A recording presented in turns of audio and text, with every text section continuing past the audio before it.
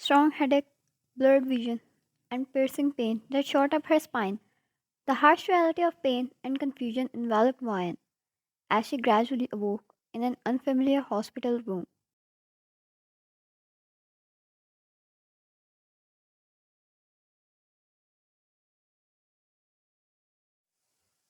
The sterile scent, the beeping of machines, and the faint hum of fluorescent lights created a disoriented atmosphere.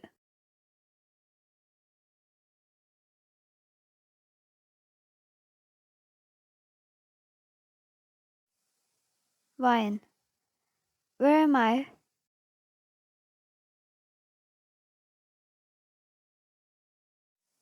Her memories slowly seeped back. The morning filled with love, Emma's attack, and the blade cutting through the air. She touched the bandages that adorned her wounds, realizing the gravity of the situation.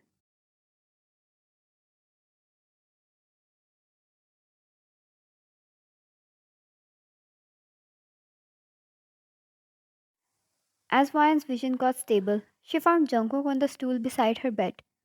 He was asleep, and it genuinely made her wonder for how long she had been there.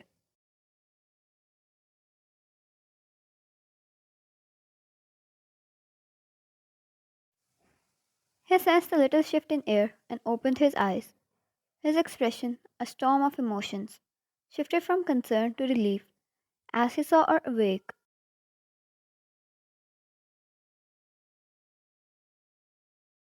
Jungkook, you're finally awake. Wine, still processing the situation, looked at him with a mix of confusion and gratitude.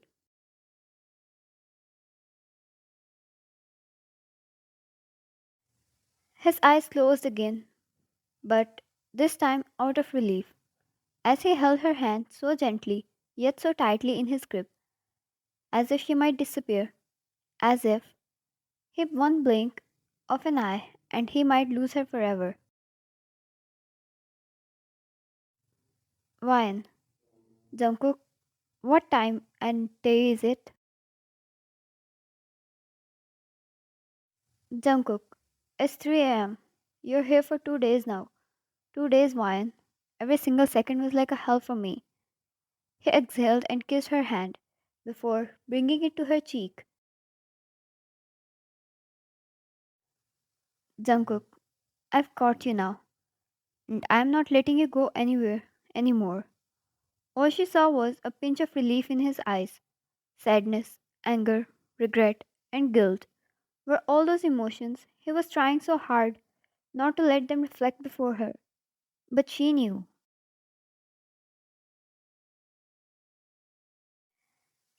and it killed a part inside of her to know he must be blaming himself for the attack because she was his friend.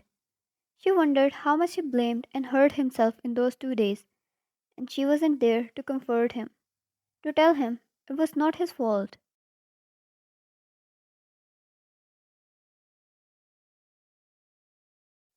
Ryan, what happened to Emma? Jungkook's eyes remained on her, unwavering, as they got drunk on her. All he wanted was her to fill his veins and never get out of his system.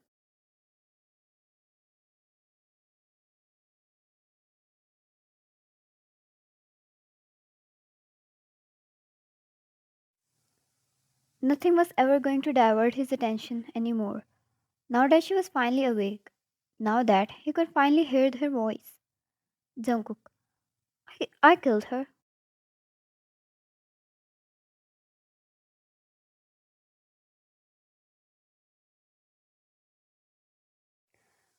Vine's heart almost jumped out of her chest.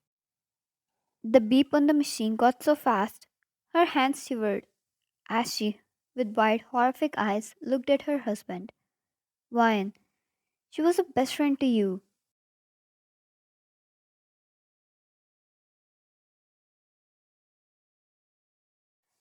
Jungkook, so I was to her, but she attempted to kill you. I stabbed her the way she stabbed you. You survived and she died. Couldn't take her own medicine. You almost died, Ryan, and I would have died alone.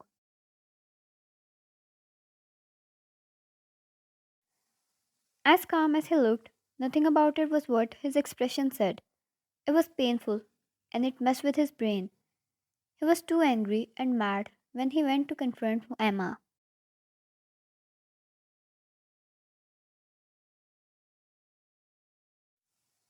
The girl had no remorse, even replied with, I wish your guards were not there. I wish I stabbed her eyes and her heart, so there was no single chance of her survival. I wish she still dies, and if she doesn't, I'll come back and stab her all over again. All those years of friendship, the precious moments, and the memories they shared, they all died there. There was nothing left except for madness and death. Jungkook was no saint either.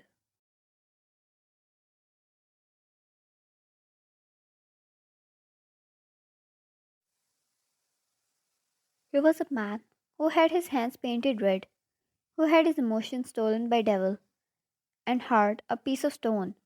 A little warmth in his life was his wife, and if someone dared to mess with her, they called their own death, like Emma did.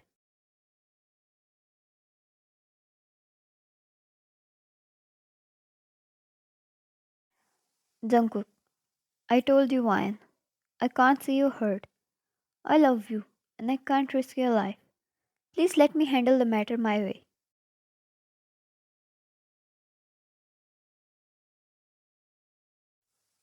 She stared at him in his eyes, getting reminded of those promises she made, the promise to respect his line of work and turn a blind eye to everything for the health of their own relationship.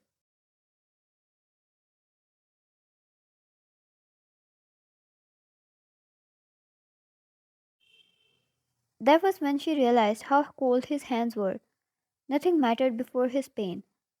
How could she focus on something else when her own husband was going through so much?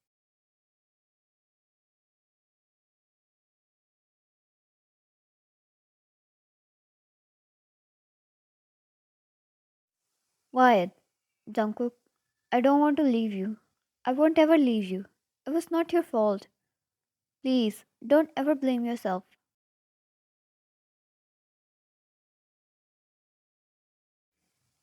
He stared and stared. It didn't convince him not to blame himself. Vine slowly raised his hand and stroked his cheek. Then she proceeded to bring his hand to her lips and kissed his fingers.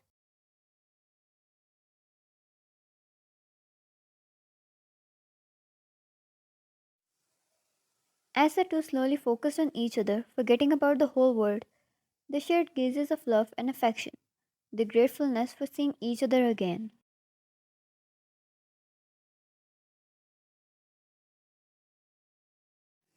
Vine stayed in hospital for the next 2 weeks.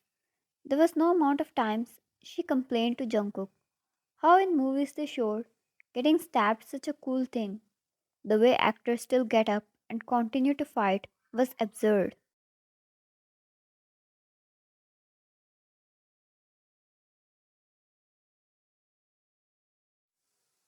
She could barely stay in her senses for the next 15 seconds before blacking out for 2 days and ending up in a hospital for 2 weeks.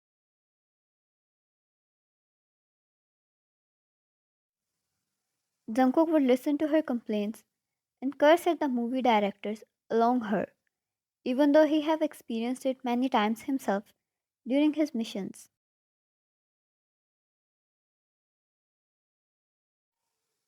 He stayed beside her the whole time, took her out to have some fresh air every day, either on a wheelchair or in his arms, took her to washroom.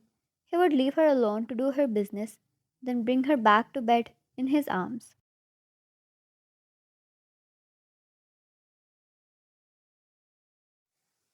He fed her himself and was strict about her doing anything on her own.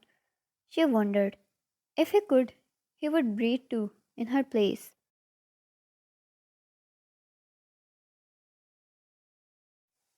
Currently, Jungkook was kneeling before her bed while wearing her shoes, her feet on his thighs and her fingers stroking his hair. Wyan, I'm much better now, you know. I can do that. Jungkook, Even if you were completely fine, I would still do these for you. He hoisted her up in his arms and walked to the window she wanted to sit in front of.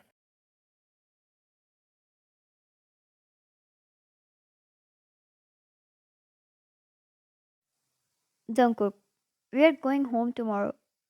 Wine almost cried out at relief. The hospital sucked. It sucked more than just the word suck. She kissed him happily and he chuckled in between at her happiness, replying with the same.